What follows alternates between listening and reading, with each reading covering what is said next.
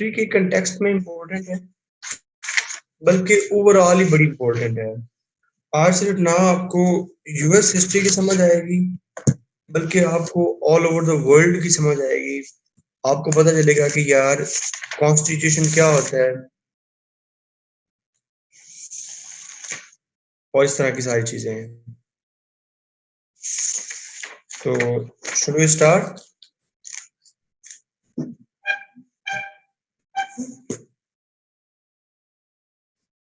हमने last lecture में ये देखा कि 1776 में उन्होंने आजादी की जंग लड़ी और आजादी की जंग के बाद उनको लगा कि यार अपना कॉन्स्टिट्यूशन बनाना चाहिए। तो जब कॉन्स्टिट्यूशन बनाने की बारी आई तो वहां पे कुछ प्रॉब्लम्स हुए। हम देखते हैं कि अमेरिका का पहला प्रेसिडेंट कौन था?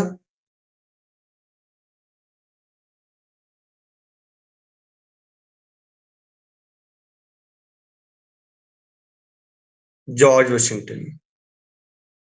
और जॉर्ज वाशिंगटन प्रेसिडेंट कब बनता है? जॉर्ज वाशिंगटन तो प्रेसिडेंट बनता है 1789 में जाके। जॉर्ज वाशिंगटन प्रेसिडेंट में जाके। तो ये जो दरमियान वाला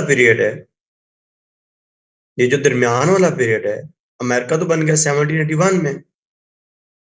अमेरिका बन गया 1781 में और पहला प्रेसिडेंट आ रहा है 1789 में। ये जो बड़े लोग फन्ने कहाँ बनते हैं ना यूएस हिस्ट्री के, उनसे पूछना कभी कि भाई ये दरमियान वाला पीरियड इसमें क्या हुआ। तो आप एक साइकी समझें, आप ये समझें कि जो बंदा दूध से जलता है, वो लस्सी को भी छाछ छाछ के पीता है। तो जब ये लोग आजाद हुए, नौरीन ये मुझे बार बार रिक्वेस्ट आ रही है ज्वाइनिंग की, प्लीज इसको देखना, ये मुझे ना करना पड़े। नहीं सर, ये मैं खुद ही कर रही हूँ। ये हम जो होस्ट बैठे हैं कोऑर्डिनेटर्स, हम खुद कर रहे हैं। आपने वो रहने दे, आप वो ना देखें। ठीक है, ओके।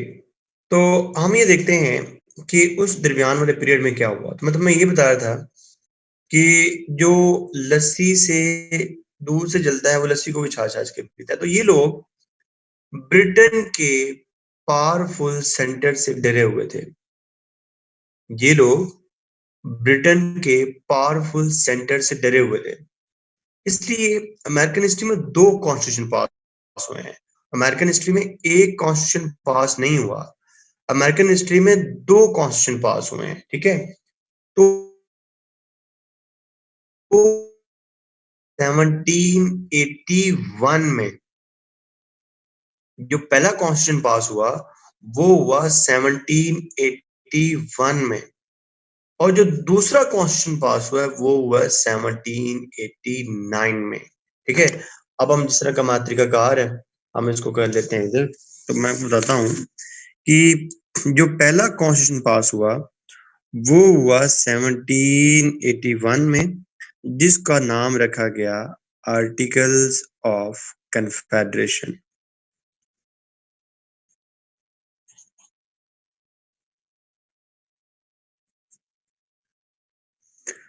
अब मुझे ये बताओ कि आज तक कभी आपके किसी दोस्त ने आपको ये कहा है मैं यूएई जा रहा हूं?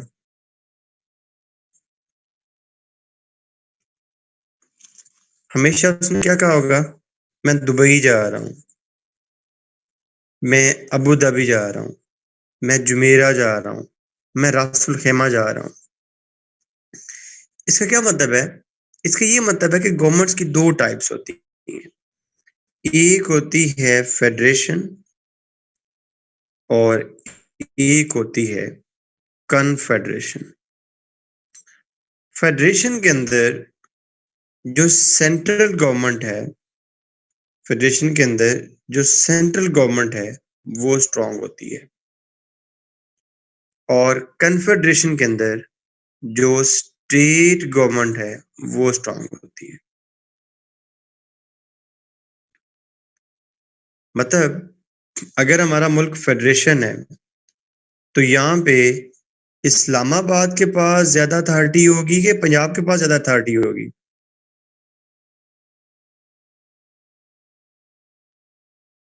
इस्लामाबाद के पास। ठीक है। और कन्फेडरेशन में क्या होता है कि यूएई के पास ज्यादा अथॉरिटी होगी या दुबई के पास ज्यादा अथॉरिटी होगी? दुबई के पास। और दुबई के पास इतनी ज्यादा अथॉरिटी होगी कि दुबई जो है वो खुद एक सॉवरन स्टेट होगी। दुबई खुद क्या होगी? एक सॉवरन स्टेट होगी। तो क्योंकि ये सेंट्रल स्ट्रॉन्ग गवर्नमेंट से डरे हुए थे, क्योंकि ये सेंट्रल स्ट्रॉन्ग गवर्नमेंट से डरे हुए थे, इसलिए उन्होंने 1781 में एक कॉन्स्टिट्यूशन बनाया। This constitution is called articles of confederation, जिसके अंदर ज्यादा रोल किसको दिया? स्टेट को कि सेंटर को? ज्यादा रोल दिया स्टेट्स को, और सेंटर को बहुत लिमिटेड रोल दिया गया। एक पॉलिटिकल फिलोसफर था जिसका नाम था मोंटेस्क्यू।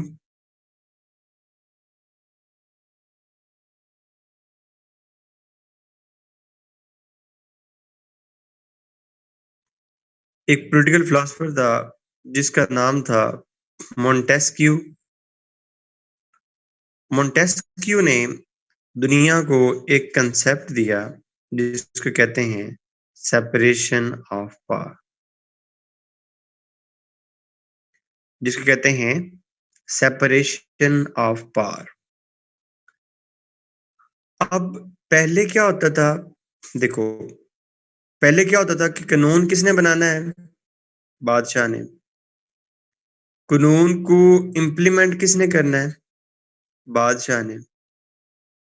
और कानून की इंटरप्रिटेशन किसने करनी है?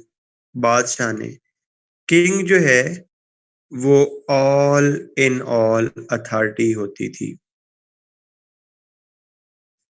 एंड आपको पता है कि power corrupts and absolute power corrupts absolutely. तो जब एक सिंगल हेड के पास बहुत ज्यादा पावर आ जाती थी तो वो अपनी मर्जियां करता था। मोंटेस्क्यू ने दुनिया को पहली दफा ये कंसेप्ट दिया कि ये गलत है। Who the hell is the king to have all the power? Who the hell is the king to have all the power? Let's divide the power into different institutions. इससे उसने कहा कि एटलीस्ट 3 इंस्टीट्यूशंस हो: legislature, executive and judiciary. अब देखो ना, legislature का काम क्या होता है? Law making. आपकी जितनी भी लॉ मेकिंग होती है वो कहाँ पे होती है? लेजिस्लेचर में। ग्रीन सिग्नल पे खड़ा होना है, ये लॉ कौन बनाएगा? लेजिस्लेचर। और उस लॉ को इम्प्लीमेंट किसने करवाना है? आपकी एग्जेक्टिव ने। लॉ को इम्प्लीमेंट किसने करवाना है? एग्जेक्टिव ने। पुलिस ने कहना है कि पुत्र इधर खलो जाओ ग्रीन लाइट पे। और अगर किसी ने उस लॉ की वायलेशन की, ग्रीन लाइट पे वो खड़ा नहीं हुआ, तो उसको ऊपर कितनी सजा मिलेगी? उसकी जो इंटरप्रिटेशन है लॉ की वो जुडिशरी ने करनी है। मेरे ख्याल में ये आपको बेहतरीन समझ आ गया होगा। ओके कॉल दो मुझे बच्चों। चलो आगे देखो। आगे देखो, दो किस्म के लॉज होते हैं। दो किस्म के लॉज होते हैं। एक होते हैं उनके कह लो कि सिंपल लेजिस्लेशन और एक होते हैं जिनको कहते हैं कॉन्स्टिट्यूशनल लेजिस्लेशन।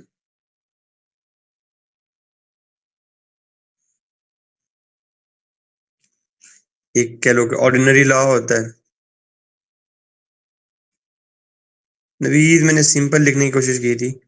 और एक होता है कॉन्स्टिट्यूशनल लॉ होता है। ऑर्डिनरी लॉ ये होता है कि हमारी लेजिस्लेचर, हमारी असेंबली कोई भी बिल पास कर दे, वो ऑर्डिनरी लॉ है। और कॉन्स्टिट्यूशनल लॉ वो होता है कि जब उस असेंबली ने अमेंडमेंट करनी होती है, जब उस असेंबली ने अमेंडमेंट करनी होती है, उसको कॉन्स्टिट्यूशनल लॉ कहते हैं।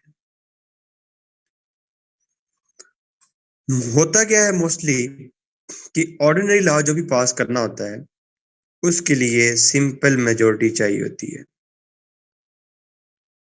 मसलन अगर यहाँ पे 51 लोग मान गए हैं तो वो लॉ पास हो जाएगा। जबकि कॉन्स्टिट्यूशन के लिए 2/3 मेजोरिटी चाहिए होती है, मतलब 100 में से 66 बंदों को मनाना पड़ता है।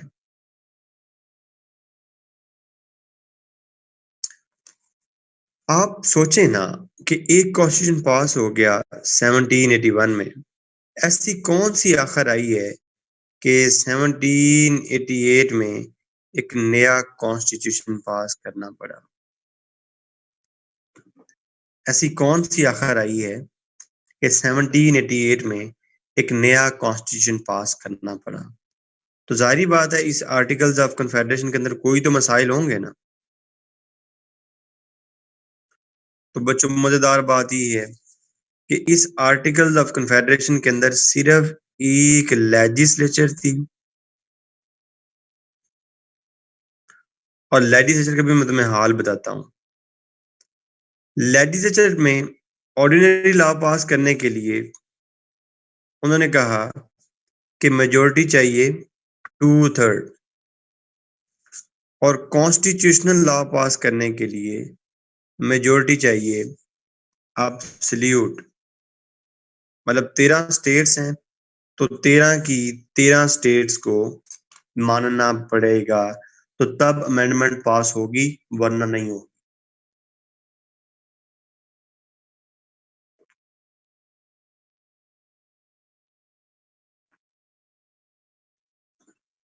बच्चों मैं एक बड़ी ही आपको सिंपल तरीन तरीके से एक बड़ा ही जबरदस्त जो है ना वो मैं आपको एनालिसिस बताने लगा हूं।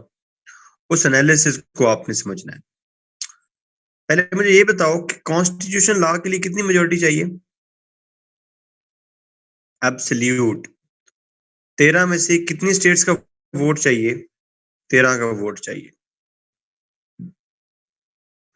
फर्ज करो कि 12 स्टेट्स कह देती हैं कि ठीक है अमेंडमेंट पास कर लो, और एक स्टेट कहती है कि अमेंडमेंट पास ना करो।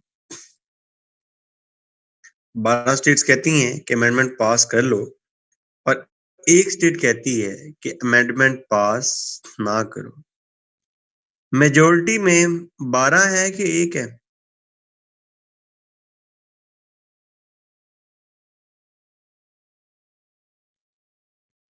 और एक क्या होगा?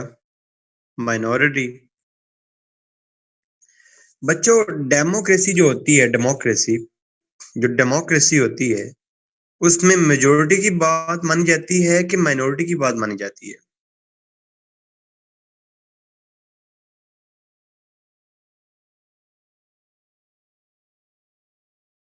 इस केस में मेजोरिटी की बात मानी जा रही है या माइनॉरिटी की बात मानी जा रही है?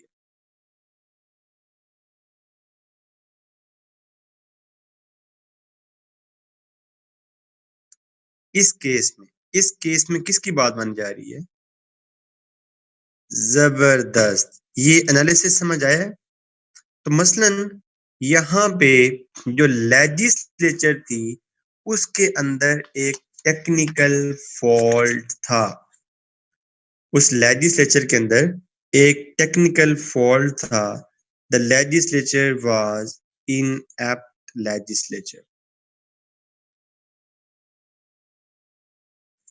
बच्चों हम ये पढ़ रहे हैं कि इसके अंदर कौन से मसाइल थे कि ये नया कॉन्स्टिट्यूशन साइन करना पड़ा।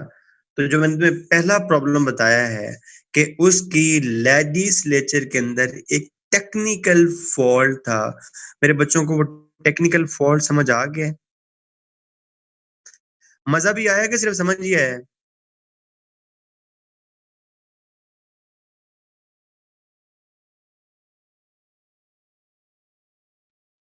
अच्छा, चलो आगे देखो, आगे देखो।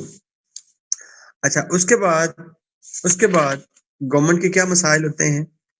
उसके बाद गवर्नमेंट की कितने इदारे होते हैं? हमने कहा कि 3 इदारे होते हैं, ठीक है?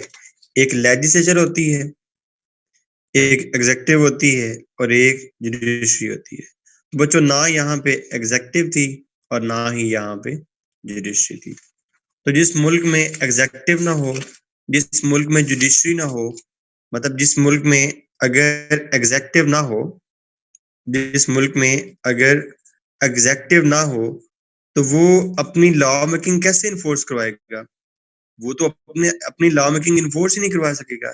तो क्या जिस मुल्क में लॉ इन्फोर्समेंट एजेंसी ना हो, तो वो मुल्क चल सकता है? नहीं चल सकता, ठीक है? और उसके बाद देयर वाज नो जुडिशरी, ठीक है? तो इन 3-4 और भी इश्यूज थे, इनकी वजह से ये कॉन्स्टिट्यूशन क्या हो गया? आर्टिकल्स ऑफ कन्फेडरेशन क्या हो गया? फेल हो गया, ठीक है? 1787 में जब इनको फील हुआ कि इस कॉन्स्टिट्यूशन के साथ तो हम अपना मुल्क चला ही नहीं सकते, तो उन्होंने कहा कि एक नया जो है हम एक कॉन्स्टिट्यूशन बनाते हैं। उन्होंने एक कन्वेंशन बुलाया and this convention is called Philadelphia convention. बच्चों फिलाडेल्फिया क्या है? लाहौर किसका कैपिटल है? पंजाब का। बॉस्टन किसका कैपिटल है? आज क्लास में रोल पड़ा था उसका, मैसाचुसेट का। तो फिलाडेल्फिया किसका कैपिटल है? पेंसिल्वेनिया का।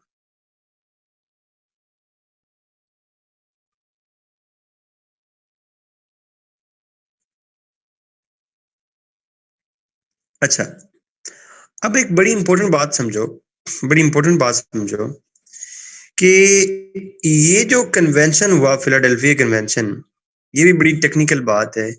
ये नया कॉन्स्टिट्यूशन बनाने के लिए नहीं था। ये कन्वेंशन नया कॉन्स्टिट्यूशन बनाने के लिए नहीं था। ये कन्वेंशन आर्टिकल्स ऑफ कन्फेडरेशन को अमेंड करने के लिए था। ये कॉन्स्टिट्यूशन आर्टिकल्स ऑफ कन्फेडरेशन को अमेंड करने के लिए था, ठीक है?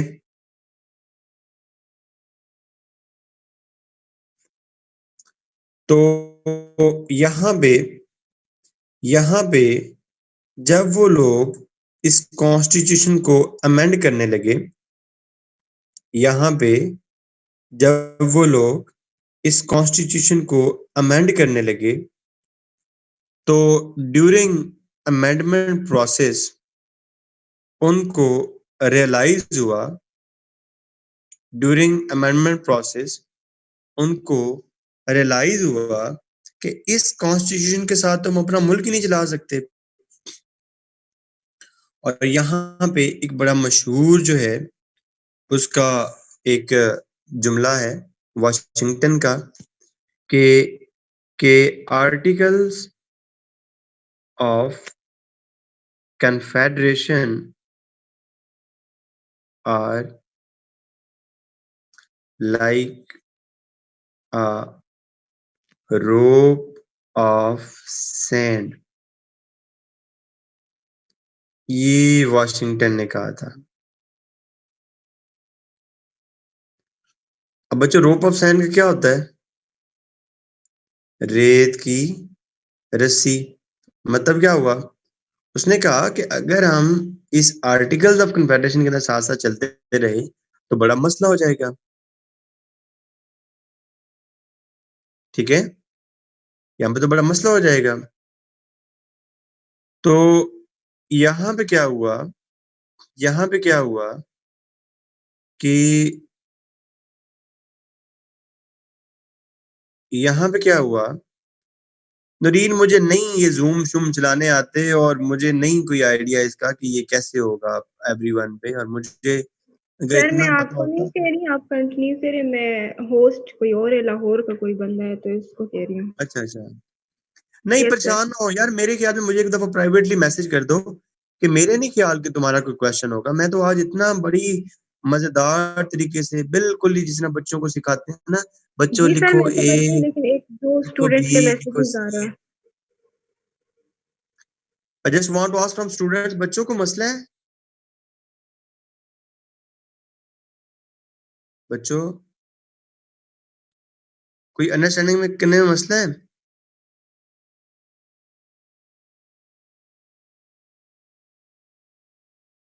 नहीं है ना कोई मसला है यार। एक तो तुम लोग मेरी तारीफ ही नहीं करते यार, इतना अच्छा तुम्हें कौन पढ़ा सकता है, तुम तारीफ ही नहीं करते मेरी। कितने जालिम लोग हो तुम। अच्छा चलो आगे बढ़ते हैं। आगे बढ़ते हैं, आगे बढ़ते हैं। चलो आगे देखो, छोड़ो ये देखो। अच्छा, अब क्या हुआ, अब क्या हुआ, अब क्या हुआ कि यहाँ पे, यहाँ पे जब वो इन्होंने कहा कि ये तो रेत की रस्सी है और रेत की रस्सी में स्टेट्स कभी भी एक दूसरे से बिखर जाएंगी, तो हमारी यूनियन जो है वो टूट जाएगी। तो उन्होंने कहा कि हम नया कॉन्स्टिट्यूशन साइन करते हैं। लेकिन नया कॉन्स्टिट्यूशन साइन करते हुए यहाँ पे इनको बड़ा प्रॉब्लम हुआ। आपने देखा होगा कि जो हम 13 स्टेट्स बनाई थी, उसमें कुछ स्टेट थी छोटी छोटी, जैसे न्यू जर्सी, रोड आइलैंड, ठीक है, न्यू हैम्पशायर, मैरीलैंड, बड़ी छोटी छोटी स्टेट्स थी। और कुछ स्टेट्स थी बड़ी बड़ी, जैसे वर्जीनिया, जैसे मैसाचुसेट, जैसे जॉर्जिया, जैसे नॉर्थ कैरोलिना, जैसे साउथ कैरोलिना। तो यहाँ पे जो छोटी स्टेट्स थी, उनको लगा कि ये जो कॉन्स्टिट्यूशन को अमेंड कर रहे हैं, तो बड़ी स्टेट्स तो हमको खा जाएंगी। छोटी स्टेट्स डर गईं कि बड़ी स्टेट्स तो हमको खा जाएंगी। सेम इस तरह जिस तरह आज जो छोटे सूबे हैं, उनको लगता है कि पंजाब हमें क्या कर रहा है, खा रहा है। ये उनके माइंड में भी ये दुख था कि बड़ी स्टेट्स तो हमें खा जाएंगी। तो इस बात को माइंड में रखते हुए यहाँ पे इनका इख्तलाफ हो गया। छोटी स्टेट्स चाहती थी कि जो नया कॉन्स्टिट्यूशन पास हो वो हमारे हिसाब से पास हो। तो यहाँ पर जैसे मैंने एक स्टेट लिखी है न्यू जर्सी, तो स्मॉलर स्टेट्स ने एक प्लान दिया जिसको कहते हैं न्यू जर्सी प्लान। और स्मॉलर बड़ी स्टेट्स ने एक प्लान दिया जिसको कहते हैं, बड़ी स्टेट्स ने एक प्लान दिया वर्जीनिया प्लान। चलो मैं तुम्हें ये भी बताता हूँ कि इनके दरमियान मसला क्या था। ये दोनों लोग क्या चाहते थे, क्या उनकी जो है एस्पिरेशंस थी, क्या वो सोचते थे डिफरेंटली। हमें पता होना चाहिए ना। जब हमें पता ही नहीं होगा तो हम डिबेट को कैसे कंटिन्यू करेंगे। तो ये स्मॉलर स्टेट्स और ये लार्जर स्टेट्स। ओ इधर क्यों लिख दिया, इधर लिखते हैं। अच्छा, ये न्यू जर्सी प्लान और ये वर्जीनिया प्लान।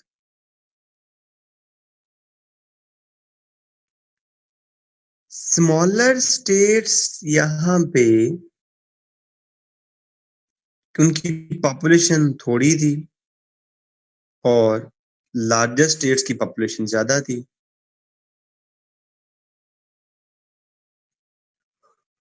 गवर्नमेंट गवर्नमेंट जो भी बनती है, गवर्नमेंट के अंदर क्या होती हैं? सीट्स होती हैं और वो सीट्स डिवाइडेड होती हैं। जैसे पंजाब की पॉपुलेशन अगर ज्यादा है तो पंजाब की सीट्स क्या होंगी? ज्यादा होंगी। और बलूचिस्तान की पॉपुलेशन कम है तो बलूचिस्तान की सीट्स कम होंगी। तो जो गवर्नमेंट होगी उसके अंदर जो रिप्रेजेंटेशन होगी, जो सीट्स मिलेंगी, उसके अंदर पंजाब क्या कहेगा कि representation on the basis of equality हो या on the basis of population हो? सीट्स सबको बराबर बराबर की मिले या on the basis of population मिले? बात पकड़ के हो तुम लोग, बात पकड़ के हो तुम लोग। अब मुझे ये बताओ कि इन दोनों प्लान्स में on the basis of population कौन मांगेगा और on the basis of equality कौन मांगेगा?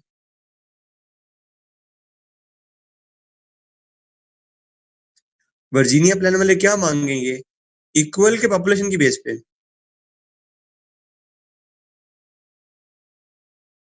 वेरी गुड, शाबाश शाबाश, वेरी गुड। ये चाहते थे कि on the basis of population हो रिप्रेजेंटेशन, जिसको टेक्निकली क्या कहते हैं? जिसको हम टेक्निकली क्या कहते हैं? Popular sovereignty. जिसको हम टेक्निकली क्या कहते हैं? Popular sovereignty. पॉपुलर मतलब पॉपुलेशन और सोवरेनिटी मतलब खुद मुख्तारी, कि मतलब लोगों की खुद मुख्तारी। और ये लोग क्या चाहेंगे? न्यू जर्सी के लोग क्या चाहेंगे बताओ? ये कैसी रिप्रेजेंटेशन चाहेंगे?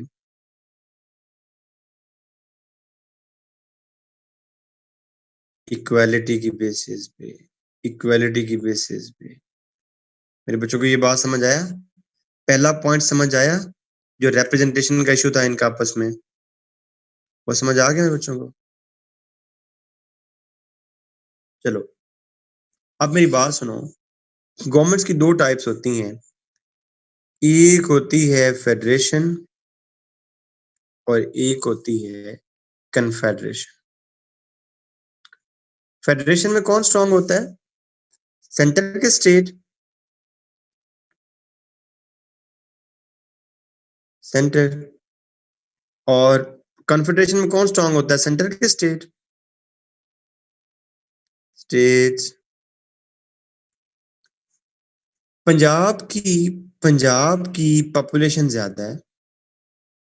पंजाब की पॉपुलेशन ज्यादा है। पंजाब के बंदे ज्यादा जाएंगे सेंटर में। पंजाब की पॉपुलेशन ज्यादा है।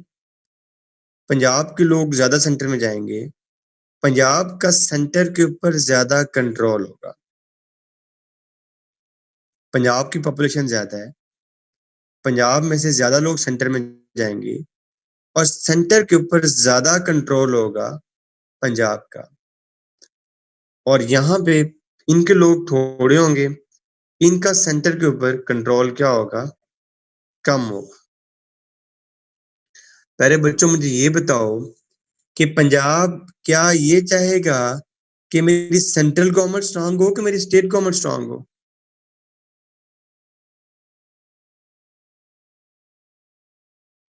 सेंट्रल गवर्नमेंट स्ट्रांग हो। और ये क्या चाहेंगे कि हमारी क्या हो? स्टेट गवर्नमेंट स्ट्रांग हो। अब इसको यहाँ पे अप्लाई करो, यहाँ पे इसको अप्लाई करो। ठीक है।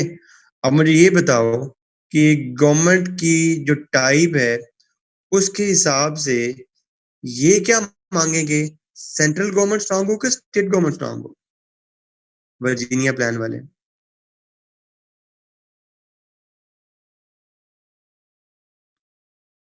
Very good. सेंट्रल गवर्नमेंट ज्यादा स्ट्रांग हो।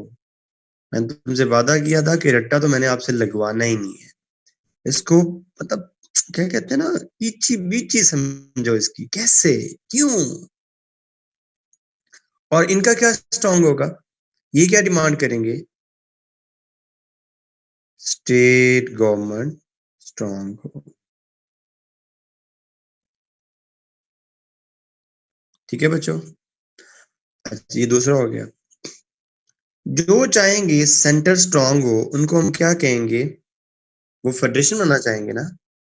जो सेंटर को स्ट्रांग देखना चाहते हैं वो फेडरेशन बनना चाहेंगे ना, उनको हम कहेंगे फेडरलिस्ट। और जो ये होंगे उनको हम क्या कहेंगे? Anti federalist.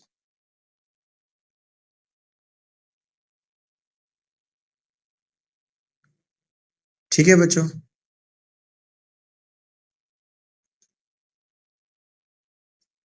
अच्छा, ओके, ये कौन? शेर शाह। सर कुछ स्टूडेंट बड़ी देर से क्वेश्चन पूछ रहे हैं, आप चेक ही नहीं कर रहे। I am having issues since the difference between federation and confederation. तो मेरी जान, ये तो मैंने अभी दोबारा भी बता दी है। शेर शाह, ये तो दोबारा बता दी है। अभी भी इशू है कोई?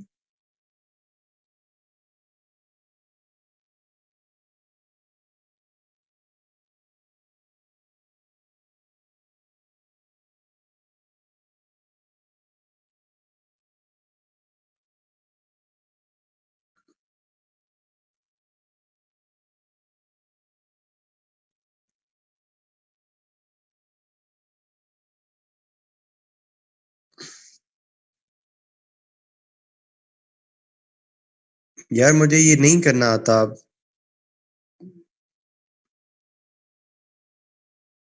वरना मैं कर देता। ये कहाँ से होगा? नरीन, ये पब्लिक हो सकता है? जी सर, ये हो सकता है, लेकिन एक कोऑर्डिनेटर लाहौर का है, मैं उससे बता के मैं थक गई। वो कहता है नहीं, अलाउ नहीं है। अच्छा, अलाउ नहीं है? ओ पता नहीं, नहीं उसको कहो मैं पढ़ा रहा क्यों हूँ, बात आई कैन मैनेज। और मुझे तो वालों मजा को। आता है बच्चे मुझसे सवाल पूछे तो। हाँ, स्टूडेंट्स का अच्छा एक ठीक है, ना करो। Okay okay Nareen, okay okay, thank you.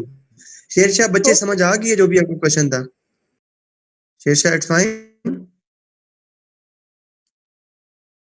चलो ठीक है, आगे देखो। आगे देखो, अगला जो इनका मेन इशू था, अगला जो इनका मेन इशू था वो था पैसों का, रेवेन्यू का। ठीक है। अब ना ये बड़ा मजेदार है। ये समझ लो कि जैसे अगले बंदे को नहीं कहते तुमने, अच्छा तो फिर तुमने ये कहा था तो फिर ये भी करो ना। ये बड़ा मजेदार है। ये देखो, ये क्या कहते थे कि रिप्रेजेंटेशन कैसी हो? इक्वल। स्मॉलर स्टेट्स वाले, तो फिर बड़ी स्टेट्स वाले थे कि फिर बड़ी स्टेट्स वाले ये कहते थे कि फिर पैसे भी बराबर के दो। ठीक है। और ये कहते थे कि ठीक है, पैसे फिर अगर तुम्हें देने हैं बराबरी के हिसाब से तो फिर रिप्रेजेंटेशन, मतलब ये जो पैसों का मामला है ये बिल्कुल इसके उल्ट हो जाएगा। पैसों वाला मामला बिल्कुल क्या हो जाएगा? उल्ट हो जाएगा। न्यू जर्सी वाले क्या कहेंगे? ओए हम गरीब लोग हैं, छोटी स्टेट्स है हमारी, हम बराबरी के पैसे कैसे दे सकते हैं? ठीक है, प्रोपोर्शनल पैसे देंगे हम, जितने हम पैसे कमाते हैं बस उतने पैसे देंगे। ठीक है, ये कहते थे नहीं, अगर रिप्रेजेंटेशन बराबर की चाहिए तो पैसे भी क्या दो फिर? बराबरी के दो, इक्वल पैसे दो।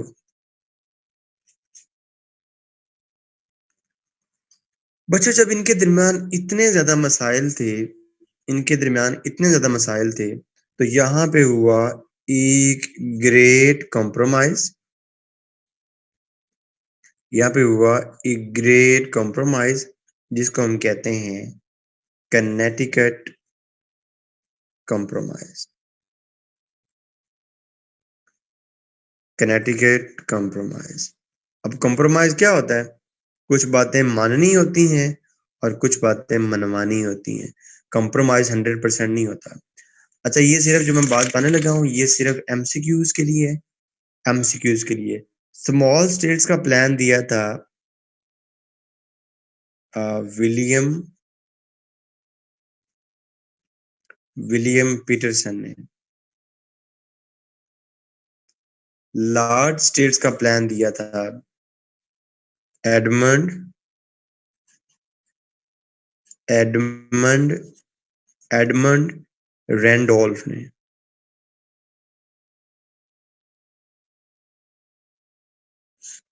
और जो कंप्रोमाइज करवाया कनेटिकट। अच्छा, कनेटिकट क्या है भला? कनेटिकट क्या है भला? पता तुम्हें कनेटिकट क्या है? उनकी एक स्टेट का नाम है कनेटिकट। कनेटिकट कंप्रोमाइज तो ये करवाया था रॉजर रॉजर शर्मन ने। ये बड़ा ही मजेदार कंप्रोमाइज था, बड़ा ही मजेदार कंप्रोमाइज था। इस कंप्रोमाइज में पॉइंट ये था, ओहो, एक तो तुम तब बात बताने लोगे, ये इनका फिफ्थ डिफरेंस भी लिख लो, फिफ्थ डिफरेंस भी लिखो इनका। गवर्नमेंट की हाउसेज के हिसाब से दो टाइप्स होती हैं। कुछ गवर्नमेंट्स होती हैं जिनको कहते हैं बाई कैमरल, जिनके अंदर दो हाउस होते हैं, अपर हाउस और लोअर हाउस। विलियम पीटरसन ने, छोटी स्टेट्स का विलियम पीटरसन ने, बड़ी स्टेट्स का एडमंड रैंडोल्फ ने, और कंप्रोमाइज जो करवाया वो करवाया रॉजर शर्मन ने।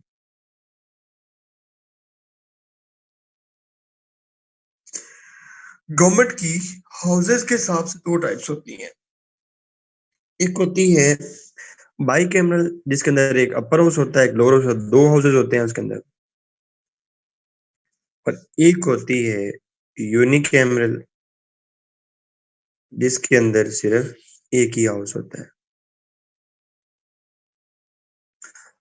पंजाब की पॉपुलेशन ज्यादा है, तो पंजाब क्या कहेगा, भाईजान दो हाउस बनाते हैं, इधर भी हमारे ज्यादा लोग होंगे, इधर भी हमारे ज्यादा लोग होंगे, और ओवरऑल मेजोरिटी किसकी हो जाएगी, हमारी होगी, और हम दूसरों को वैसे क्रश कर देंगे। पंजाब की पॉपुलेशन ज्यादा है, तो पंजाब कहेगा भाईजान दो हाउसेस बनाते हैं, इधर भी हमारे ज्यादा लोग होंगे, इधर भी हमारे ज्यादा लोग होंगे, ओवरऑल मेजोरिटी हमारी ज्यादा हो जाएगी, और हम दूसरों को वैसे क्रश कर देंगे। ये कहेंगे नहीं नहीं नहीं नहीं, हाउस क्या रखना है हमने, सिंगल रखना है, हाउस क्या रखना है हमने, सिंगल रखना है। ठीक है, अब मुझे ये बताओ कि इसमें न्यू जर्सी प्लान वाले यूनिकैमरल चाहेंगे कि बाई कैमरल चाहेंगे? यूनिकैमरल। और वर्जीनिया वाले, बड़ी स्टेट्स वाले?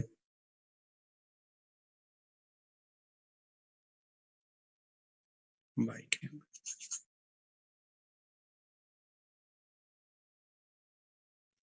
उसके बाद यहाँ पे नुमान, ये पंजाब की पॉपुलेशन ज्यादा है ना यार, एक दफा मैं 3 दफा रिपीट करता हूँ, ये तो फिर कोई बात ना हुई, ये तो फिर दुख देने वाली बात होगी कि 3 दफा के बाद भी क्या गुंजाइश बचती है। पंजाब की पॉपुलेशन ज्यादा है, तो मुझे कोई मसला नहीं है, मैं 10 दफा भी रिपीट कर दूंगा, लेकिन फिर जाहिर बात है 85 लोग हैं, तो कुछ लोग तो कह रहे होंगे कि यार ये क्या मतलब ना। तो बच्चियां चचियां भी हैं क्लास में, तो उनके सामने जरा रिस्पेक्ट रखा करो ना अपनी। पंजाब की पॉपुलेशन ज्यादा है, पंजाब कहता है कि दो हाउसेज होंगे, दोनों हाउसेज में हमारी मेजोरिटी होगी, दोनों हाउसेज में हमारी मेजोरिटी होगी, तो ओवरऑल मेजोरिटी हमारी हो जाएगी, और हम दूसरों को वैसे ही क्रश कर देंगे।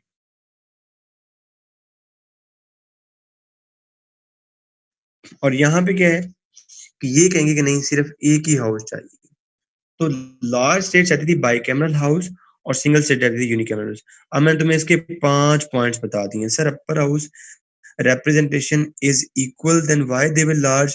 और मेरे भाई, ये जिंदगी में पहली दफा सेनेट की बात हो रही है। आज जो तुम्हें ये कहानियां मिलती है ना कि अपर हाउस में इक्वल है, लोअर हाउस में ये, वो ये बाद में डेवलपमेंट हुई है। दे वर द पायनियर, ये पहले लोग थे जिन्होंने तुम्हें कॉन्स्टिट्यूशन बताया, जिन्होंने तुम्हें सेनेट का बताया। इससे पहले कंसेप्ट ही नहीं होता था। मैं बताता हूँ, देखो आगे समझो। देखो तुम हौसला नहीं ना करते हो, हौसला किया करो। मेरे जिम्मे है ना, तो मैं बिल्कुल ना तसल्ली करवा के भेजूंगा। उन्होंने कंप्रोमाइज में पहला पॉइंट ये किया कि हाउस होगा बाई कैमरल, और उसमें एक हाउस होगा अपर हाउस और एक हाउस होगा लोअर हाउस।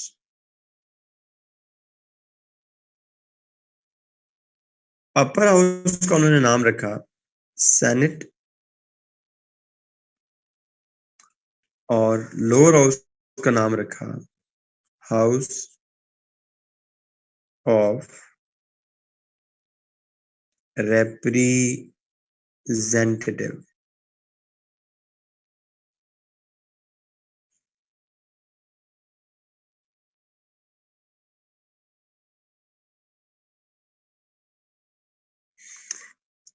अपर हाउस में बात मान ली स्मॉलर स्टेट्स की,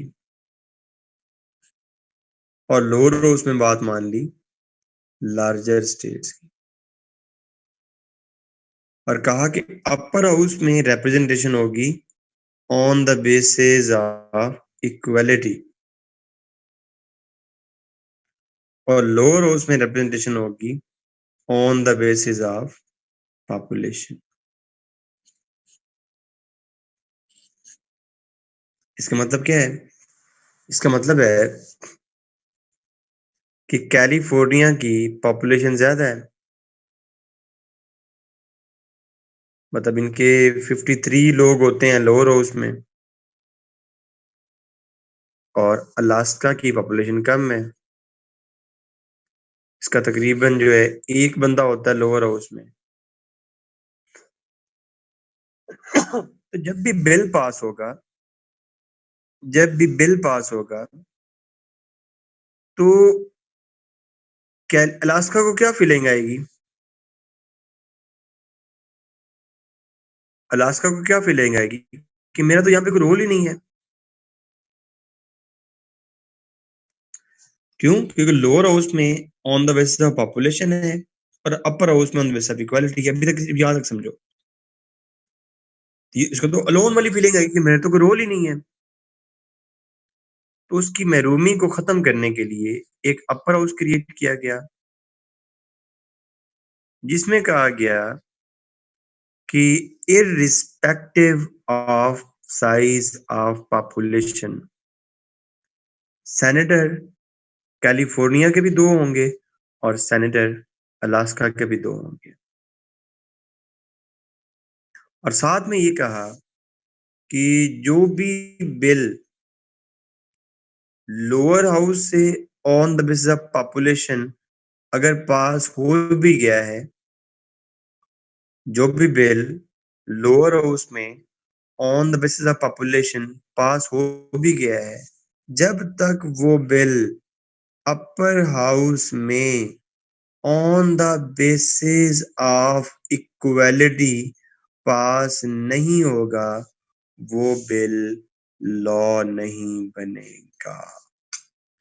ईमानदारी से बताना है कि सिर्फ समझ आई है कि मजा भी आया है?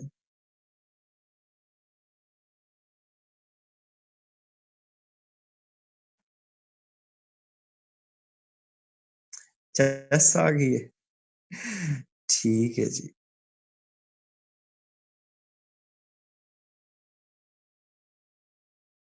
ठीक है बच्चों, पहला कंप्रोमाइज समझ आ गया। आखिरी पॉइंट रिपीट कर दो। पाकिस्तान के इंडेक्स में समझो डॉक्टर काजी, कि लोअर हाउस में बिल कैसे पास होता है on the basis of population, और अपर हाउस में बिल कैसे पास होता है ऑन द इक्वालिटी। देखो ना, जो भी बिल लोअर हाउस में पास हो जाएगा ना, तो छोटी स्टेट्स को तो यही लगेगा ना कि यार हम तो यहाँ पे है ही नहीं। तो उन्होंने कहा कि जो बिल लोअर हाउस में on the basis of population पास होगा, जब तक वो बिल अपर हाउस में on the basis of equality पास नहीं होगा, वो बिल पास नहीं होगा।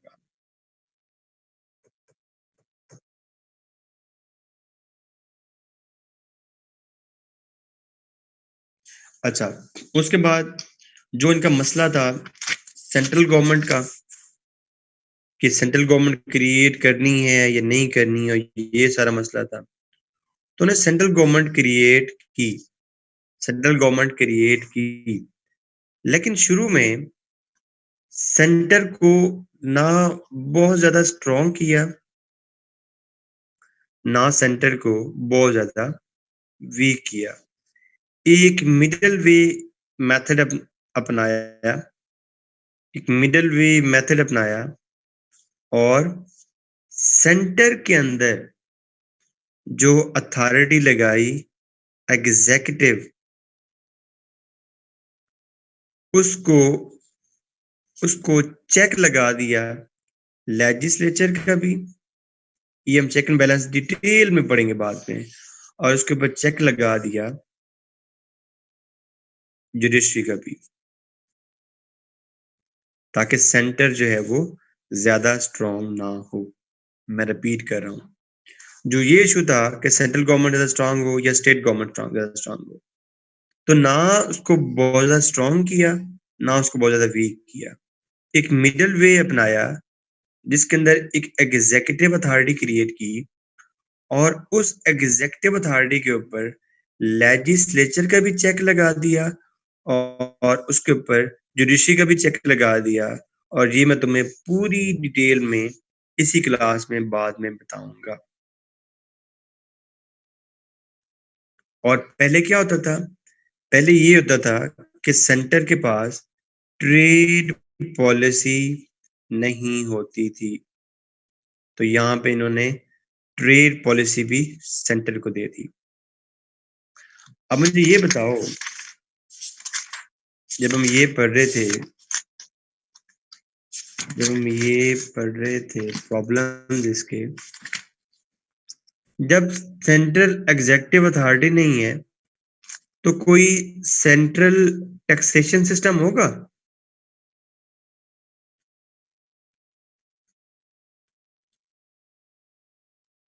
आर्टिकल्स ऑफ कन्फेडरेशन के अंदर नहीं होगा। ये बात बड़ी मजेदार है, ये बात बड़ी इंपॉर्टेंट है कि आर्टिकल्स ऑफ कन्फेडरेशन के अंदर टैक्सेशन सिस्टम क्रिएट ही नहीं किया गया था। कौन बताएगा क्यों? इसका रैशनल क्या है, क्यों नहीं क्रिएट किया?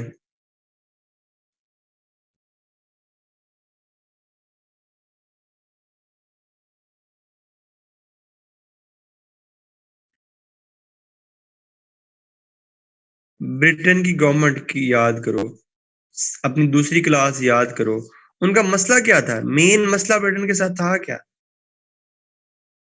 Tax tax tax tax.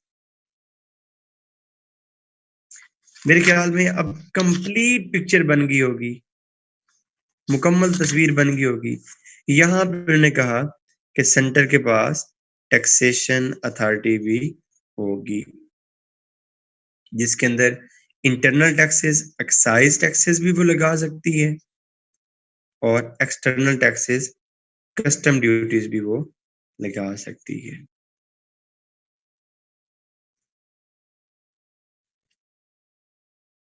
लेकिन इंटरेस्टिंग बात ये है कि इतना कुछ करने के बावजूद भी उन्होंने कहा नहीं, अभी भी ये कॉन्स्टिट्यूशन इन्फोर्स्ड नहीं होगा,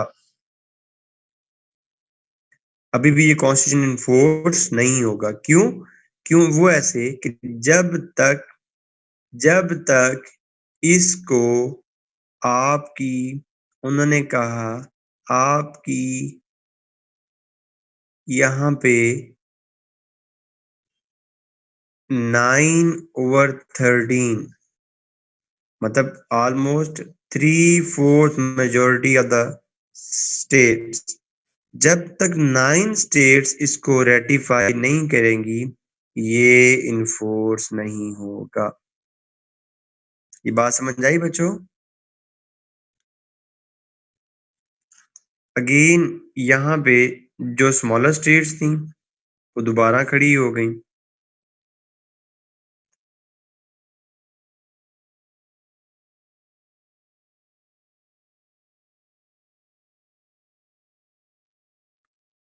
यार मैं आपको एक बात बताता हूँ, यार प्लीज मुझे इसके ऊपर कमेंट कीजिएगा। क्या प्लीज बड़ा मतलब मुझे सिंसियर कमेंट करना तुम लोगों ने, ये प्लीज मेरा तुमसे वादा है। क्या मैं अपने लेक्चर्स को पीपीटी स्लाइड्स पे कन्वर्ट करूं या ये मेथड ज्यादा अच्छा है? मतलब मैं लैपटॉप के सामने बैठ जाऊं और जो है पीपीटी स्लाइड चलती रहेंगी, ये ज्यादा अच्छा है?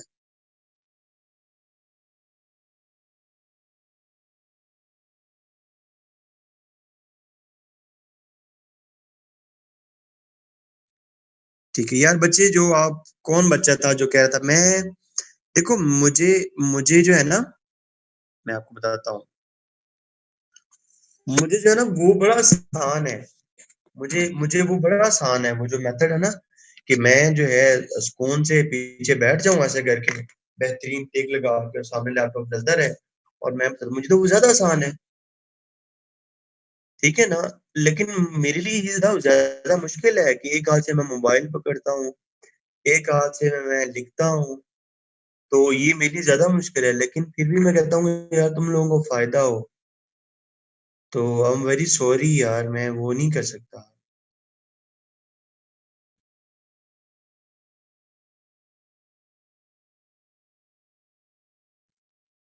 कि देखो मैं तो यही चाहता हूँ ना कि देखो, एक अगर तुम लोग ने मुझ पे ट्रस्ट किया है या नोवा पे ट्रस्ट किया है, तो I think you should get the best.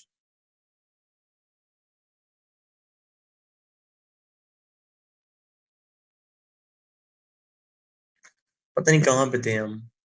हाँ, उन्होंने कहा कि जब तक स्मॉलर स्टेट्स, उन्होंने कहा कि जब तक सारी स्टेट्स नाइन स्टेट्स एग्री नहीं होंगी, तो तब तक ये जो है ये पास नहीं होगा। अब यहाँ पे ना एक मसला हुआ, उस मसले को आपने समझना है। जो छोटी स्टेट्स थी, जो स्मॉलर स्टेट्स थी, वो कहती थी कि हम इस कॉन्स्टिट्यूशन को तब मानेंगे, हम इस कॉन्स्टिट्यूशन को तब मानेंगे जब हमारे राइट्स प्रोटेक्ट किए जाएंगे। उन्होंने कहा हम इस कॉन्स्टिट्यूशन को तब मानेंगे जब हमारे राइट्स प्रोटेक्ट किए जाएंगे। तो स्मॉलर स्टेट्स के राइट्स को प्रोटेक्ट करने के लिए लार्जर स्टेट्स ने प्रॉमिस किया कि तुम कॉन्स्टिट्यूशन को रेटिफाई कर लो, जैसे ही ये इन्फोर्स्ड होगा हम इसके अंदर 10 अमेंडमेंट्स कर देंगे जिसमें तुम्हें तुम्हारे बेसिक राइट्स मिल जाएंगे। और उन पहली 10 अमेंडमेंट्स को कहते हैं bill of rights. Bill of rights. तो यही हुआ कि वो जब मान गई, तो बाद में जैसे ही ये कॉन्स्टिट्यूशन 1789 में इन्फोर्स हुआ, जैसे ही ये कॉन्स्टिट्यूशन 1789 में इन्फोर्स हुआ, तो साथ में इन्होंने कहा कि इसके अंदर अमेंडमेंट भी करते हैं। ठीक है? तो पहली जो 10 अमेंडमेंट्स हैं वो साथ ही होगी थी, जिनको हम कहते हैं बिल ऑफ राइट्स। तो इन कॉन्स्टिट्यूशन के प्रॉमिस के साथ 1789-88 में दिस कॉन्स्टिट्यूशन वाज इन्फोर्स्ड।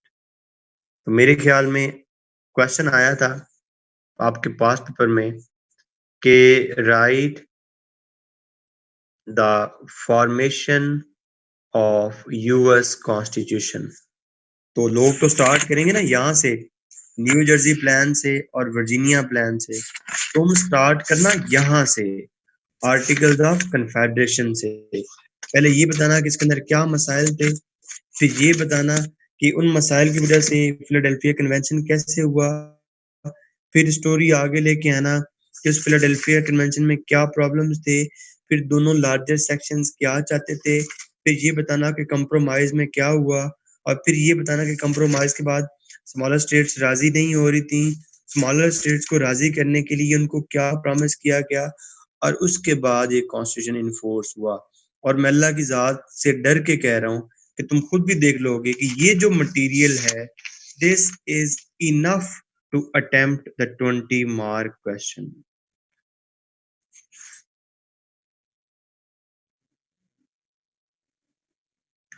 बच्चों आगे चलें।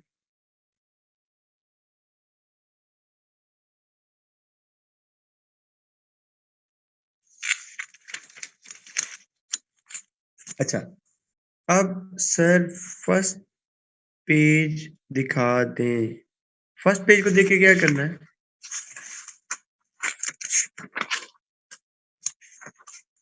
ये था फर्स्ट पेज।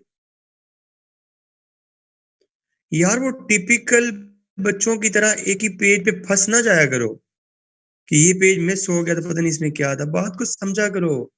यही तो यार मेरा थ्योरम है कि मतलब तुम्हें कंसेप्ट समझ आने चाहिए। लिख तो तुम सारे खुद ही लोगे। कंसेप्ट क्लियर है सारे कॉन्स्टिट्यूशन के।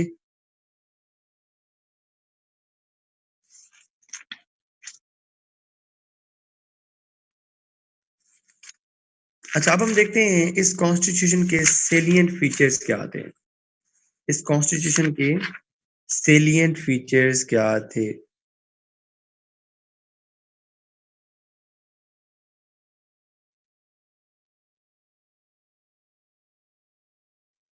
तो इसका पहला सेलिएंट फीचर ये था कि इट वाज ब्रीफ कॉन्स्टिट्यूशन। बहुत छोटा है, सिर्फ 7 आर्टिकल्स हैं बस। और इसके अंदर सेपरेशन ऑफ पावर का कंसेप्ट है। वो कैसे? Article 1, article 2, article 3। Article 1 is about legislature, article 2 is about executive, and article 3 is about judiciary.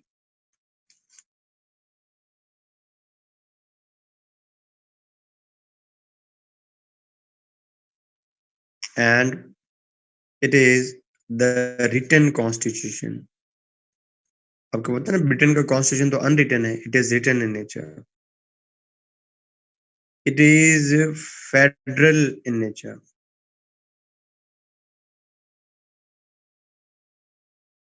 और ये जो गवर्नमेंट बनाता है, जो गवर्नमेंट बनाता है वो बनाता है presidential form of government.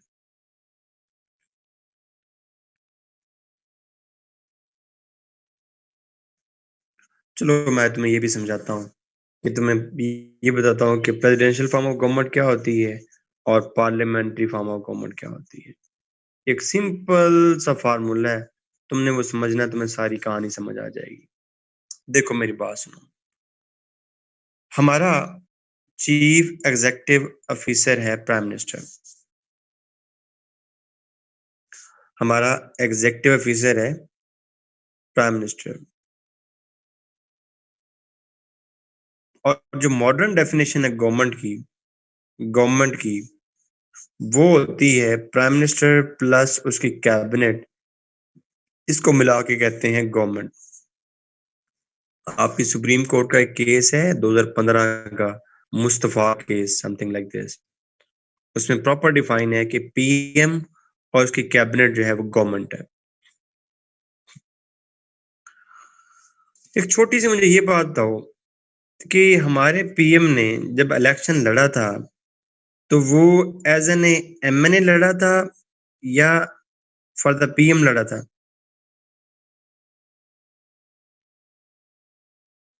MNA लड़ा था।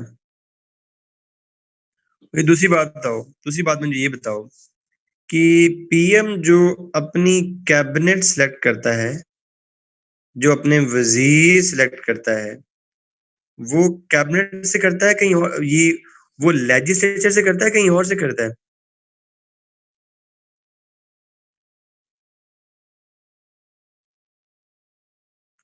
लेजिस्लेचर से करता है। नेशनल असेंबली से। नहीं नहीं, लेजिस्लेचर दोनों से ही, नेशनल असेंबली से भी और सेनेट से, दोनों से भी।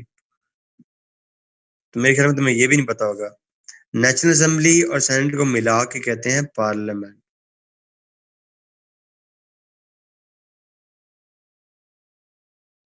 मैं रिपीट कर रहा हूँ, हमारा एग्जीक्यूटिव ऑफिसर प्राइम मिनिस्टर है, और प्राइम मिनिस्टर पहले किसका पार्ट बना?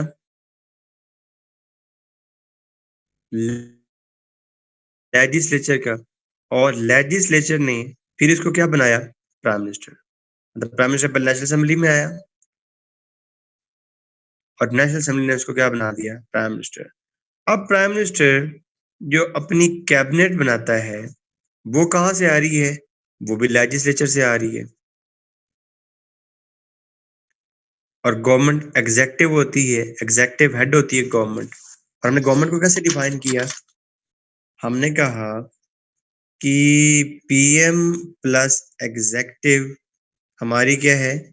गवर्नमेंट है।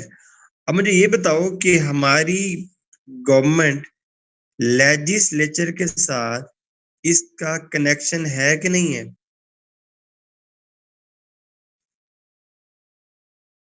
है। ठीक है।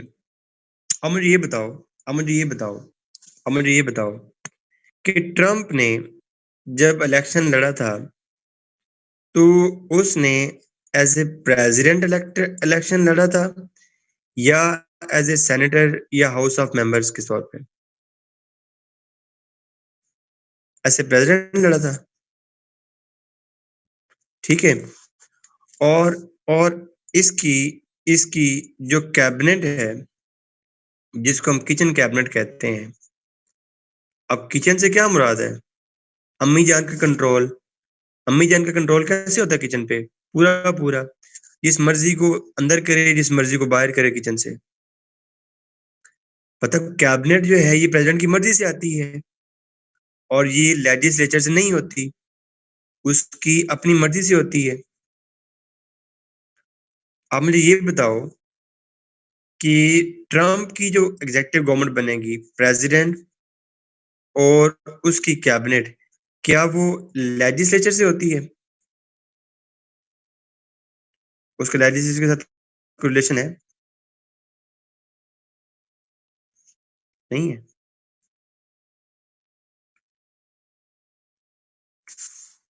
हमारे पीएम को किसने सेलेक्ट किया है? लेजिस्लेचर ने। और एग्जेक्टिव भी लेजिस्लेचर से आई है।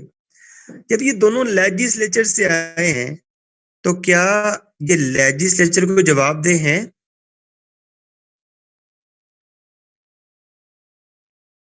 बिल्कुल है। तो जब आपकी एग्जेक्टिव का रिलेशनशिप हो आपकी लेजिस्लेचर के साथ, उस फॉर्म ऑफ गवर्नमेंट को कहते हैं पार्लियामेंट्री फॉर्म ऑफ गवर्नमेंट। और क्या यहाँ पे प्रेसिडेंट लेजिस्लेचर से आ रहा है?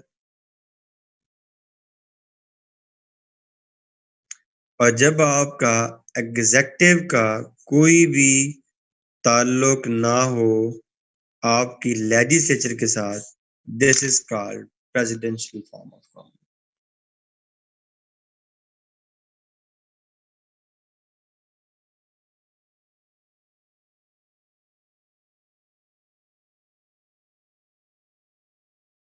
No, president is not answerable to parliament. यही तो फर्क है, यहाँ पे प्रेसिडेंट ज्यादा स्ट्रांग होता है। अच्छा, हम पढ़ रहे थे, तीसरा पढ़ा हमने रिटन फॉर्म ऑफ गवर्नमेंट है, चौथा फेडरल गवर्नमेंट बनाता है, फेडरल गवर्नमेंट बनाता है, पांचवा जो है ये प्रेसिडेंशियल फॉर्म ऑफ गवर्नमेंट है, छठा ये कॉन्स्टिट्यूशन बाई कैमरल गवर्नमेंट बनाता है, सातवां यहाँ पे है कि ना,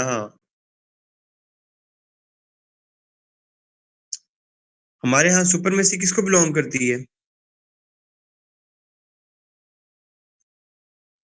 सुपरमेसी किसको बिलोंग करती है? अल्लाह को। उनके यहाँ सुपरमेसी बिलोंग करती है कॉन्स्टिट्यूशन।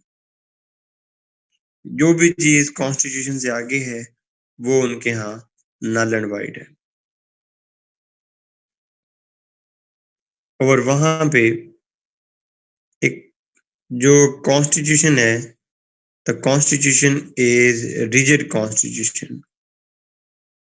रिजिड कॉन्स्टिट्यूशन क्या होता है? जिसके अंदर अमेंडमेंट करना बहुत मुश्किल होता है। अब यूएस के कॉन्स्टिट्यूशन में अमेंडमेंट करना क्यों मुश्किल है, इसकी भी मैं तुम्हें रीजन बताता हूँ। देखो, यहाँ पे हुई कॉन्स्टिट्यूशनल कन्वेंशन,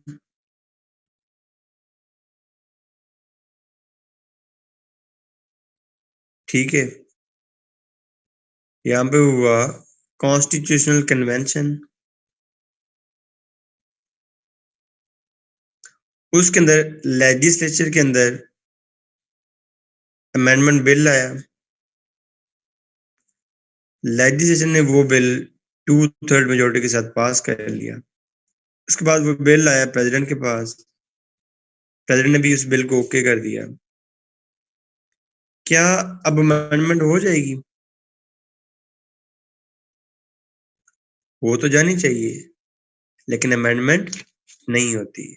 उसके बाद ये बिल आता है स्टेट्स के पास, ये बिल आता है स्टेट्स के पास, और जब तक 3/4 स्टेट्स, मतलब अगर आजकल 50 स्टेट्स हैं, तो जब तक 37 स्टेट्स एग्री ना हो,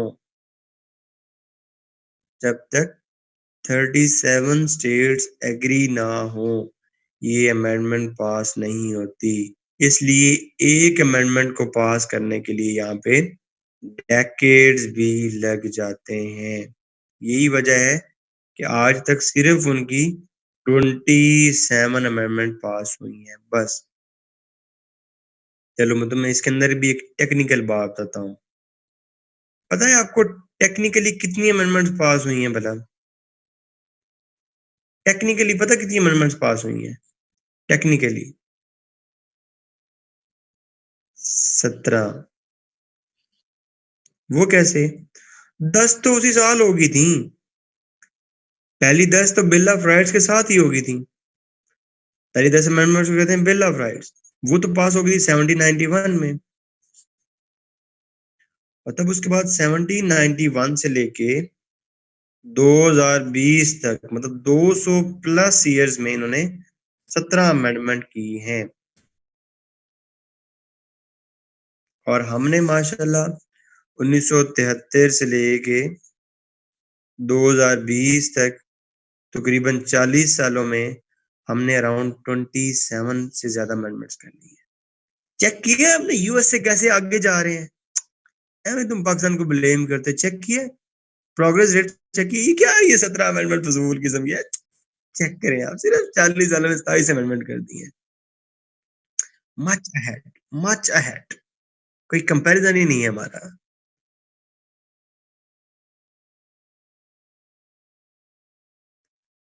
मेरे बच्चों बात समझ आई है?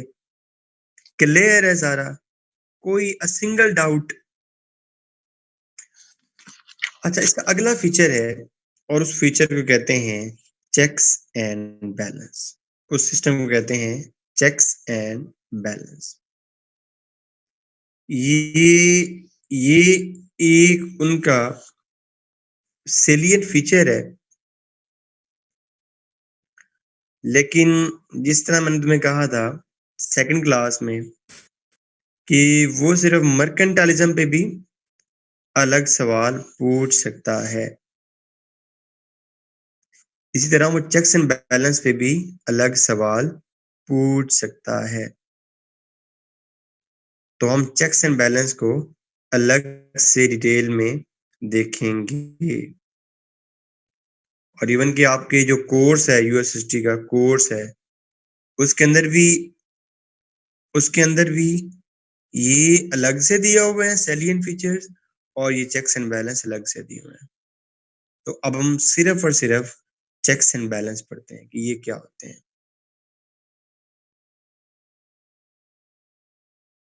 ब्रेक करनी है तुम लोगों ने?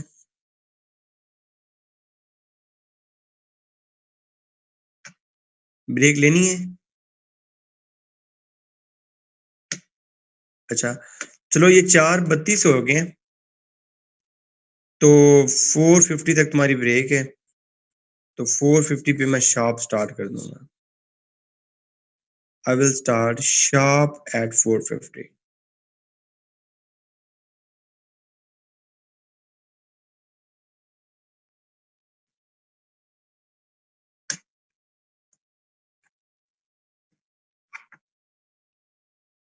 अमेंडमेंट इनिशिएट होती है लेजिस्लेचर में।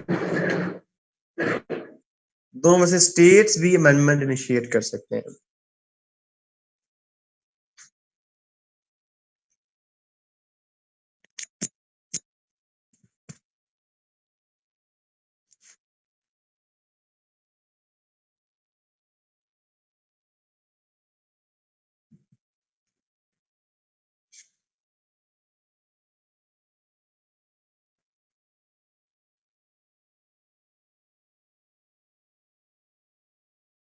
Legislature is totally different from US executive.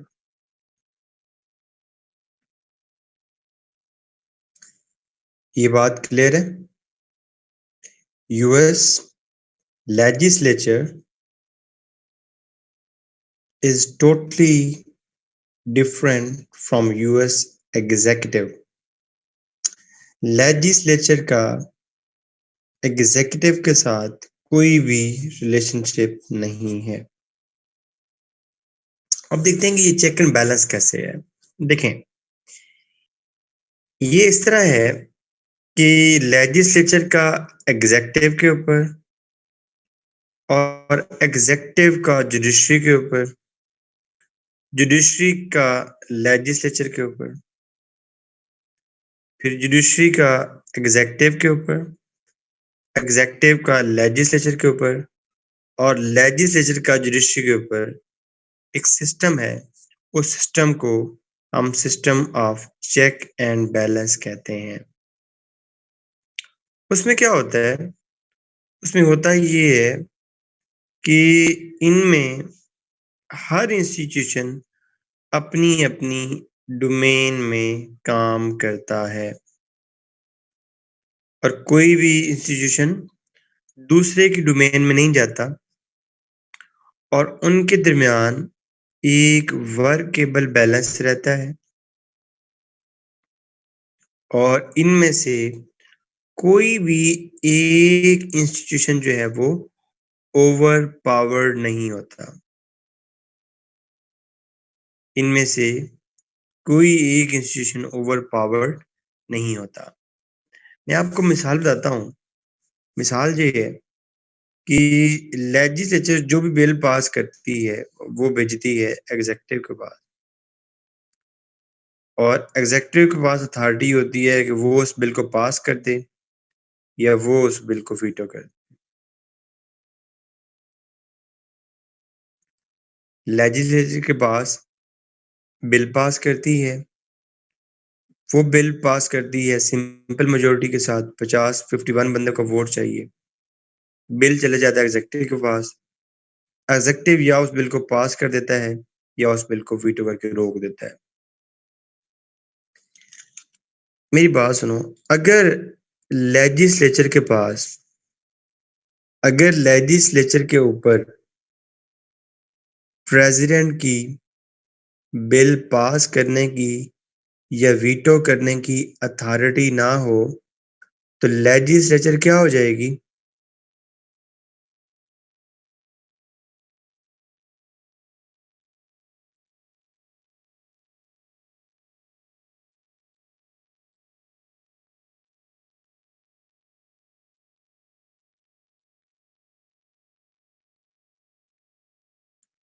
Over powered हो जाएगी। ओवर पावर्ड हो जाएगी। देखो ना, अगर इसको कोई रोकने वाला नहीं है, अगर लेजिस्लेचर का कोई रोकने वाला रास्ता नहीं है तो लेजिस्लेचर कोई भी बिल पास कर देगी या कोई भी बिल, अगर प्रेसिडेंट इसका रास्ता ना रोके तो लेजिस्लेचर क्या हो जाएगी? Over powered. इसका मतलब है किसी भी बिल को पास करना या किसी भी बिल को वीटो करना, यहाँ पे एग्जेक्टिव का लेजिस्लेचर के ऊपर चेक होता है।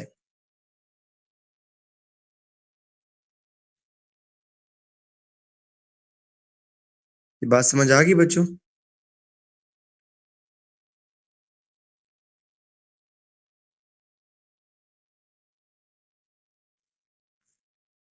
लेजिस्लेचर ने बिल भेजा प्रेसिडेंट के पास, एग्जेक्टिव के पास। एग्जेक्टिव ने या उसको पास करना है या उस बिल को वीटो करना है, या उस बिल को पास करना है या उस बिल को वीटो करना है। अगर प्रेसिडेंट हर बिल को वीटो करने लग जाए तो फिर कौन ओवर पावर्ड हो रहा है? अगर प्रेसिडेंट हर बिल को वीटो करने लग जाए, और हमने क्या बनाना है? इनके दरमियान एक वर्केबल बैलेंस बनाना है, एक वर्केबल बैलेंस बनाना है। ठीक है, अब देखो, होता ये है कि लेजिस्लेचर अगर कोई बिल भेजती है एग्जेक्टिव के पास और एग्जेक्टिव उस बिल को वीटो करता है, तो वो बिल दोबारा आ जाएगा नीचे लेजिस्लेचर के पास। पहले लेजिस्लेचर ने पास किया था बिल सिंपल मेजोरिटी के साथ, 51 वोट्स के साथ। अब अगर उसी बिल को लेजिस्लेचर 2/3 मेजोरिटी के साथ पास कर ले, अब अगर उसी बिल को लेजिस्लेचर 2/3 मेजोरिटी के साथ पास कर ले, तो वो बिल नीचे ही लॉ बन जाता है, ऊपर एग्जेक्टिव के पास जाने की जरूरत ही नहीं होती। और वो वीटो जो प्रेसिडेंट ने किया होता है, वो वीटो क्वालिफाइड वीटो हो जाता है, वो वीटो खत्म हो जाता है। लेकिन 2/3 मेजोरिटी लेना, 67 बंदों को मनाना, ये कोई इतना आसान काम नहीं है। ये ऑलमोस्ट इम्पॉसिबल है कि इतने लोगों को आप इकट्ठा मिला लें। तो अब किसी बिल को क्वालिफाइड वीटो कर देना, ये लेजिस्लेचर का एग्जेक्टिव के ऊपर क्या हो जाएगा?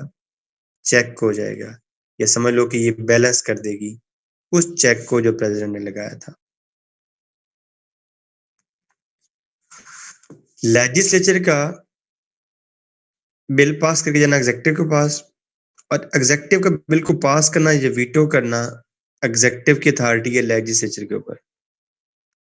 और अगर प्रेसिडेंट हर बिल को वीटो करने लग जाए, तो जिस भी बिल को प्रेसिडेंट वीटो करता है वो बिल आता है नीचे लेजिस्लेचर के पास। अगर लेजिस्लेचर उसी बिल को दोबारा 2/3 मेजोरिटी के साथ पास कर दे, तो वो बिल एग्जेक्टिव के पास जाने की जरूरत ही नहीं होती। और अगर कोई बिल लेजिस्लेचर 2/3 मेजोरिटी के साथ शुरू में ही पास कर ले, तो बेशक वो ऊपर ना भी भेजे, वो बिल नीचे ही लॉ बन जाता है। लेकिन 2/3 मेजोरिटी लेना इतना आसान नहीं होता। बच्चों समझ आ गई ये बात?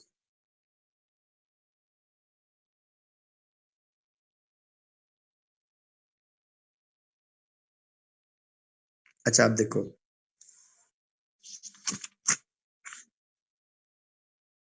ये एग्जेक्टिव है, और एग्जेक्टिव अपना ऑर्डर भी पास करती है, उसको कहते हैं एग्जीक्यूटिव ऑर्डर। एग्जेक्टिव अपना ऑर्डर भी पास करती है, जी जी, इसको कहते हैं एग्जेक्टिव ऑर्डर। इस एग्जेक्टिव ऑर्डर के सामने लेजिस्लेचर बेबस है। लेजिस्लेचर इस एग्जेक्टिव ऑर्डर का कुछ भी नहीं कर सकती, इसको मोल्ड नहीं कर सकती। ये एग्जेक्टिव ऑर्डर इस लेजिस्लेचर को बायपास कर देता है, इसका दिल जो है वो टुकड़े टुकड़े हो जाता है। ठीक है, लेकिन ये एग्जेक्टिव ऑर्डर को एक अथॉरिटी रोक सकती है, जिसको हमने क्या कहा? जुडिशरी। जुडिशरी इस एग्जीक्यूटिव ऑर्डर का करेगी जुडिशियल रिव्यू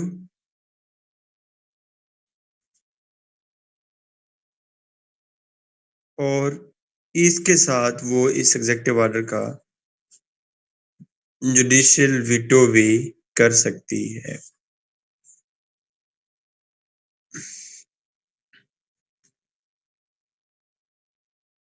तो ये जुडिशरी का एग्जीक्यूटिव के ऊपर चेक है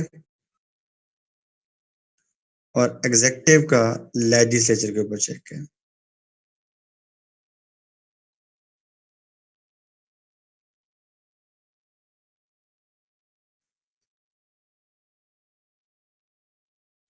लेजिस्लेचर जो भी बिल पास करती है, लेजिस्लेचर जो भी बिल पास करती है, जुडिशियल वीटो वो वीटो होता है जो जुडिशरी करती है। किसी बिल को जब जुडिशरी खत्म करती है उसको जुडिशियल वीटो कहते हैं।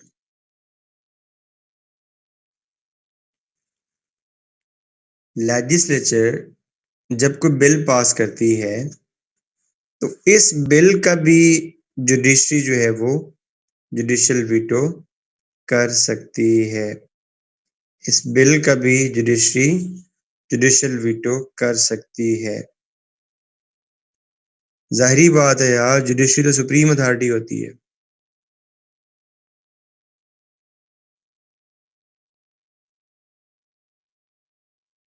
ठीक है। 1788 के कॉन्स्टिट्यूशन में ये कहा गया था कि जो आर्टिकल 3 है वो होगा अबाउट लेजिस्लेचर, नहीं, about judiciary. Article 3 was about judiciary. लेकिन जुडिशरी बनानी कैसे है ये नहीं लिखा हुआ था। ये लिखा हुआ था कि जुडिशरी होनी चाहिए, लेकिन जुडिशरी बनानी कैसे है ये नहीं लिखा हुआ था। तो 1789 में एक एक्ट पास हुआ जिसको कहते हैं जुडिशरी एक्ट, जिसमें जुडिशियल ऑर्गेनाइजेशन का सोचा गया कि ये सुप्रीम कोर्ट होगी, ठीक है, ये फेडरल कोर्ट होगी, मतलब इसके अंदर एक सुप्रीम कोर्ट बनाई गई, उसके नीचे 3 जो हैं वो सर्किट कोर्ट बनाई गई और इनके नीचे जो है ये 13 जो हैं वो फेडरल कोर्ट्स बनाई गई।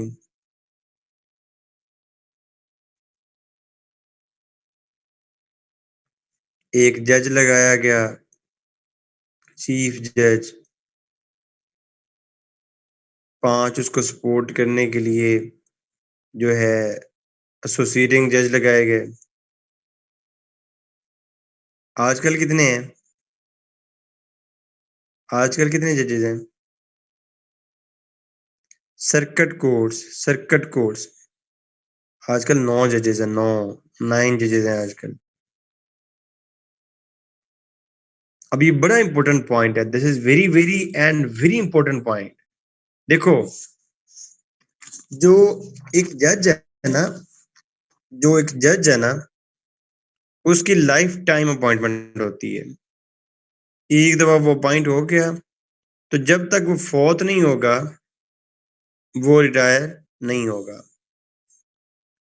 लेकिन ये जो जजेस हैं ये 9 होंगे, 7 होंगे, 6 होने चाहिए, 5 होने चाहिए, 4 होने चाहिए, ये कौन डिसाइड करता है? ये कौन डिसाइड करता है? ये कौन डिसाइड करता है? लेजिस्लेचर। तो ये लेजिस्लेचर का क्या हो जाएगा, जुडिशरी के ऊपर क्या हो जाएगा? चेक हो जाएगा। समझ आई बात? कि ऑर्गेनाइजेशन ऑफ जुडिशरी, ये क्या हो जाएगा इसके ऊपर, चेक हो जाएगा। और जो अपॉइंटमेंट ऑफ जजेस है, जो अपॉइंटमेंट ऑफ जजेस है, वो अथॉरिटी होती है एग्जेक्टिव के पास, प्रेसिडेंट अपॉइंट करता है। लेकिन इंटरेस्टिंग बात ये है कि प्रेसिडेंट सिर्फ नॉमिनेट करता है कि ये बंदा मैंने जज लगाना है। असल जो अप्रूवल है वो लेजिस्लेचर का जो अपर हाउस है वो अप्रूव करता है कि चलो ठीक है, तुम ये बंदा जज लगा लो। तो एग्जेक्टिव क्या करता है, नॉमिनेशन, और अपर हाउस क्या करता है, उसका अप्रूवल। तो ये दोनों मिलके क्या करते हैं, ये जुडिशरी के ऊपर क्या लगा रहे हैं,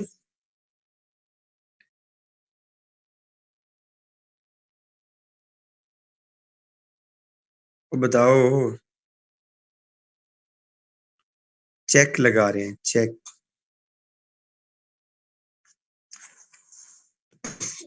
प्रेसिडेंट ने जितनी भी प्रेसिडेंट ने एग्जेक्टिव ने जितनी भी अपॉइंटमेंट्स करनी है वो अपनी मर्जी से नहीं कर सकता, वो सेनेट का अप्रूवल लेके करेगा। प्रेसिडेंट ने जो भी यहाँ पे कोई इंटरनेशनल ट्रीटी साइन करनी है तो वो ट्रीटी भी अपनी मर्जी से साइन नहीं कर सकता, उसके लिए भी इसको सेनेट का अप्रूवल लेना पड़ेगा। प्रेसिडेंट ने अगर अपनी कैबिनेट का कोई बंदा भी लेकर आना है तो उसके लिए भी इसको सेनेट का अप्रूवल चाहिए।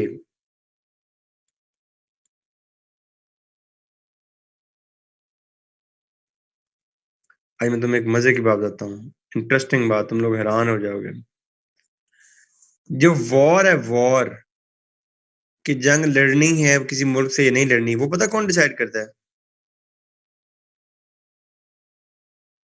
प्रेसिडेंट नहीं करता, लेजिस्लेचर करती है। Legislature decides about the war.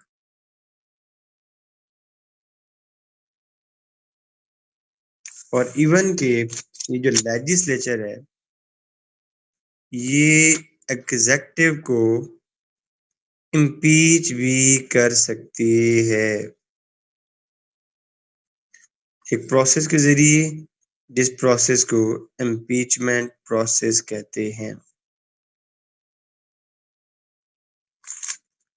अच्छा, अब मुझे ये बताओ कि ये एग्जेक्टिव है, ये लेजिस्लेचर है, ये जुडिशरी है। एग्जेक्टिव का लेजिस्लेचर के ऊपर चेक है वीटो का, लेजिस्लेचर का जुडिशरी के ऊपर चेक है ऑर्गेनाइजेशन का, जुडिशरी का एग्जेक्टिव के ऊपर चेक है, डी है जुडिशियल वीटो का। जुडिशरी का लेजिस्लेचर के ऊपर चेक है, जी जुडिशियल वीटो का। लेजिस्लेचर का एग्जेक्टिव के ऊपर चेक है, जी अपॉइंटमेंट्स का, वॉर का, ये सारा कुछ।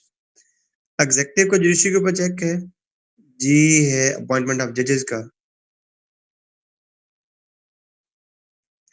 क्या तुम्हें ये अगर सवाल आए कि इनमें से कौन सा इदारा ज्यादा स्ट्रांग है in the context of check and balance, तो कौन सा ज्यादा स्ट्रांग होगा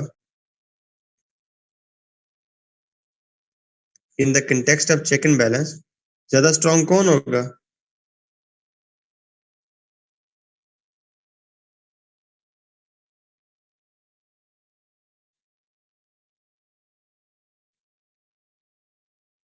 वेरी गुड, शाबाश, कोई भी नहीं, नो वन। हर कोई अपनी अपनी डोमेन में है। और यही 2020 में सवाल आया था और सारे लोग उसको गलत करके आए थे। कोई इसको स्ट्रॉन्ग करके आ गया, कोई इसको स्ट्रॉन्ग कर गया, कोई उसने पूछा यही था। उसने बड़ा टेक्निकल क्वेश्चन पूछा। उसने कहा कि इनमें कौन स्ट्रॉन्ग है, लेकिन उसने अगली बात पता क्या पूछी? In the context of check and balance. पहले ये पूछा कि कौन स्ट्रॉन्ग है, अगली बात पूछी in the context of check and balance. तो ये सवाल अटेम्प्ट हो जाएगा।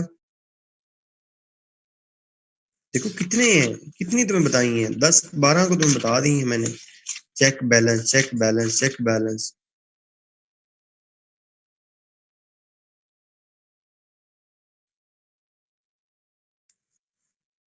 एक बंदा था जॉन लॉक। जॉन लॉक ने जॉन लॉक ने दुनिया को ये बताया कि जो पावर है वो किससे बिलोंग करती है? पीपल से। और ये जो तुम किंग समझते हो और तुम्हें ये लगता है कि किंग के पास कोई डिवाइन राइट है, कोई किंग खुदा का अवतार है, तो ऐसा कुछ भी नहीं है। ये सब झूठ है। और ये लोगों का नेचुरल राइट है कि वो अपने आप को अपना खलीफा खुद बनाए। Government of the people by the people. इसके अंदर मोंटेस्क्यू था जिसने कहा कि पावर्स को क्या होना चाहिए? सेपरेशन ऑफ पावर होनी चाहिए। रोजू था। रोजू ने क्या कहा कि लोगों के दरमियान और जो लीडर होता है उसके दरमियान सोशल कॉन्ट्रैक्ट होता है। अगर रूलर अच्छा परफॉर्म ना करे तो लोगों के पास इक्वल अथॉरिटी है कि वो उस किंग को दफा दूर कर दें। इस इन सारी थ्योरीज को कहते हैं लॉकियन फिलॉसफी। इस सब को कहते हैं लॉकियन फिलॉसफी। और जब इन लोगों ने ये बात यूरोप में की, जब इन लोगों ने ये बात यूरोप में की, तो लोगों ने कहा तुम उल्लू के पट्टे हो। ठीक है, तुम उल्लू के पट्टे हो। ऐसा कैसे हो सकता है कि किंग को कोई हटा सके? ऐसा कैसे हो सकता है कि किंग के सामने कोई खड़ा हो जाए? ऐसा कैसे हो सकता है कि किंग के पास पावर छीन के लोगों के पास पावर आ जाए? ये बातें झूठी बातें हैं, ये लोगों ने फैलाई हैं। ऐसा नहीं हो सकता। ये सारा कुछ ये सारा कुछ पहली दफा किसने प्रैक्टिकल इम्प्लीमेंट करके दिखाया?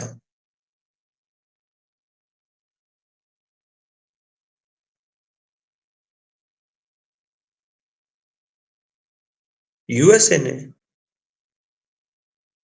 तो क्या हम ये कह सकते हैं कि Lockean US political philosophy is based on Lockean philosophy? या क्या हम ये कह सकते हैं कि लॉकियन फिलॉसफी या नहीं, US constitution is practical representation of Lockean philosophy? देखो, power belongs to people. Power belongs to people. लोगों के पास राइट हो कि वो अपने नुमाइंदे खुद सेलेक्ट करें। यूएस प्रेसिडेंशियल इलेक्शन होता है,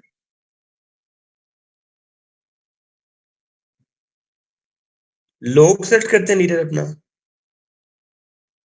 यूएस का हाउस ऑफ रिप्रेजेंटेटिव का इलेक्शन होता है, लोग सेट करते हैं।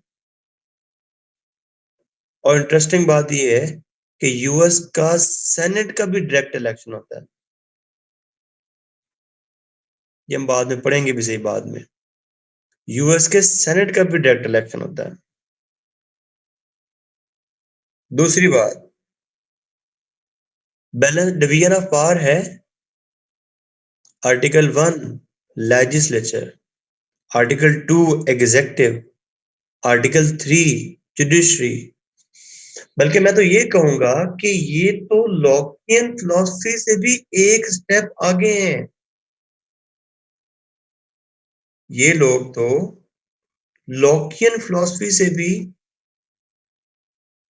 एक स्टेप आगे हैं। लॉकियन फिलॉसफी ने चेक एंड बैलेंस का तो नहीं बताया था। लॉकियन फिलॉसफी ने चेक एंड बैलेंस का तो नहीं बताया था। उसके बाद रोजू रोजू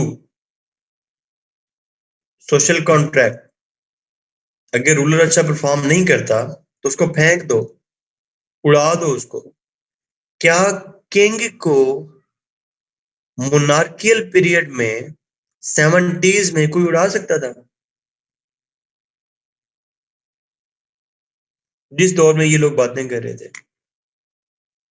इम्पीचमेंट प्रोसेस, इम्पीचमेंट प्रोसेस अगर नहीं हो रहा तो उड़ा दो पकड़ के। तो एक दफा ये सवाल आया था कि यूएस, ये 2019 में आया मेरे ख्याल में, कि lock-in philosophy, US constitution is the practical representation of lock-in philosophy. तो अब ये अटेम्प्ट हो जाएगा।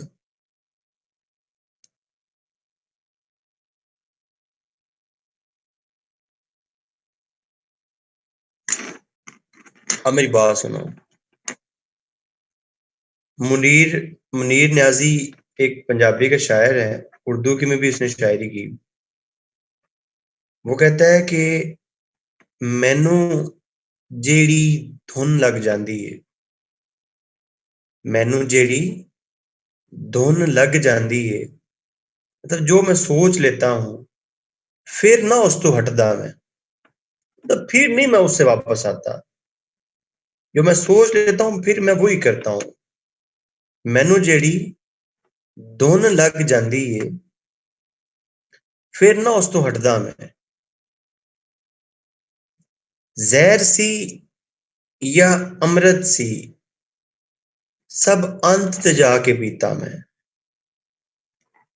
मैनू जेड़ी धुन लग जाती है फिर ना उस तो हटदा मैं। जहर सी या अमृत सी, मतलब यो मीठा था या खट्टा था, मुझे मुश्किलात आई या सहूलियात आई, मैंने फिर उनको बर्दाश्त किया टॉप करके। सब अंत ते जाके पीता मैं, अखीर कर दी मैंने उस सब में। मैनू जेड़ी धुन लग जाती है फिर ना उस तो हटदा मैं। जहर सी या अमृत सी सब अंत ते जाके पीता मैं। और कहता है कि कदे ना रुक के कंडे कड्डे, कदे ना रोक के कंडे कड्डे, मतलब मैं जा रहा हूं ना कहीं रास्ते में, अगर मुझे कोई कांटा लग गया है। अब ये तो उसने बताना, एक्सप्लेन क्या करना चाह रहा है कि मेरे रास्ते में जो भी मुझे मुश्किलात आई हैं मैंने उनको बॉदर ही नहीं किया, मैंने उनको देखा ही नहीं है कि वो क्या है। कदे ना रोक के कंडे कड्डे, जख्म कदे ना सीता मैं, मुझे जो चोट लगी है ना, मैं फिर उस पर रोने नहीं बैठ गया, मैं अपने जख्म को सीने नहीं बैठ गया, मैं आगे से आगे बढ़ा हूं। मैनू जेड़ी धुन लग जाती है फिर ना उस तो हटदा मैं। जहर सी या अमृत सी सब अंत दे जाके पीता मैं। कदे ना रोक के कंडे कड्डे, जख्म कदे न सीता मैं। अगर तुम मुझसे पूछो ना एक चीज कि सर सीएसएस में क्या मुश्किल है, तो मैं तुमसे ये कहूंगा कि सीएसएस करने के दरमियान जो उसके साथ एसोसिएटेड इश्यूज होते हैं, जैसे बच्चियां हैं काफी सारी होंगी, उनकी शादी के इश्यू स्टार्ट हो जाएंगे, जिसकी शादी कहते हैं। बच्चे हैं, उनके भी को अपने इश्यू स्टार्ट हो जाते होंगे। डिग्री करनी है, नौकरी करनी है, ये करना है, वो करना है। सीएसएस मुश्किल नहीं है। सीएसएस करते हुए ये जो दूसरे प्रॉब्लम शुरू हो जाते हैं ना, ये सबसे मुश्किल है। तो ड्यूरिंग सीएसएस आपने रुकना नहीं है। कदे ना रोक के कंडे कटे, जख्म कदे ना सीता में। और आखिरी बात यही है कि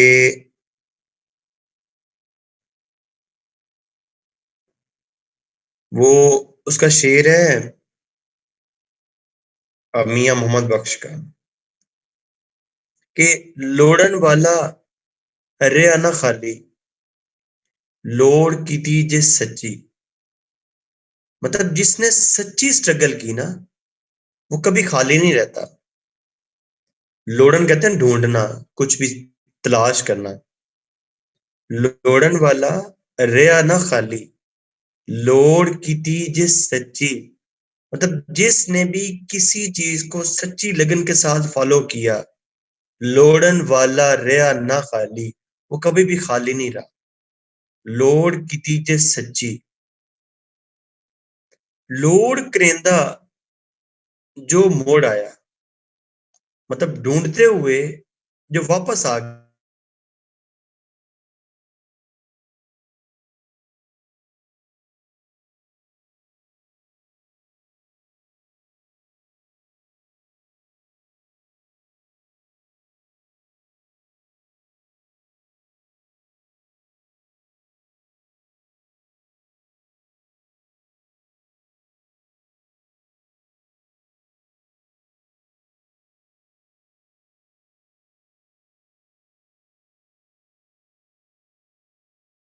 कहते हैं कि ये कॉन्स्टिट्यूशन वगैरह पढ़ाना बड़ा मुश्किल होता है,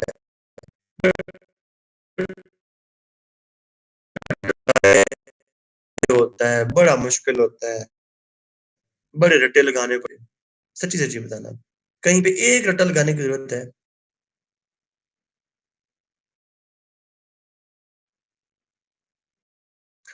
कोई एक सिंगल कंसेप्ट जो क्लियर ना हुआ।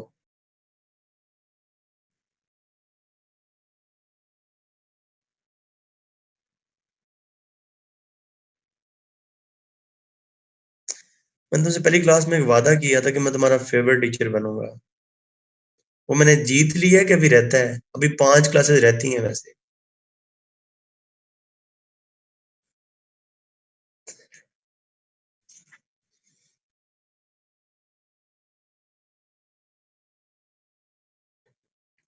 मेरी जिंदगी में यार बस एक ही इमोशनल मसला है मेरे साथ, कि वी वर 3 फैमिली मेंबर्स।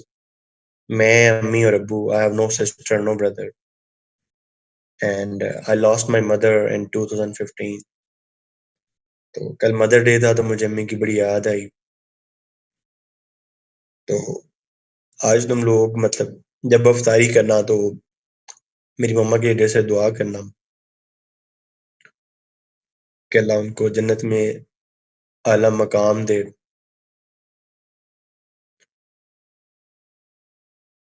और अल्लाह ताला तुम सबको बहुत कामयाब करे। ढेर से दुआएं तुम लोगों के लिए। और जो हमारी अगली क्लास होगी, वो है यूएस प्रेसिडेंशियल इलेक्शन। तुम्हें ये बात चैलेंज के साथ कह के जा रहा हूँ कि एवं किसी से पूछ लेना कि यार यूएस प्रेसिडेंशियल इलेक्शन कैसे होता है ना। तो वो जो तुम्हें जवाब देंगे वो भी तुमने सेव करके रखने हैं। और एक मैं तुम्हें यूएस प्रेसिडेंशियल इलेक्शन सिस्टम पढ़ाऊंगा। जिस साल इलेक्शन होता है, उस साल मोस्टली जो है वो क्वेश्चन जरूर आता है यूएस हिस्ट्री में। तो 2016 में दो क्योंकि इलेक्शन हुआ था, 2017 में क्वेश्चन आया था। तो अभी 2020 जो है इलेक्शन ईयर है।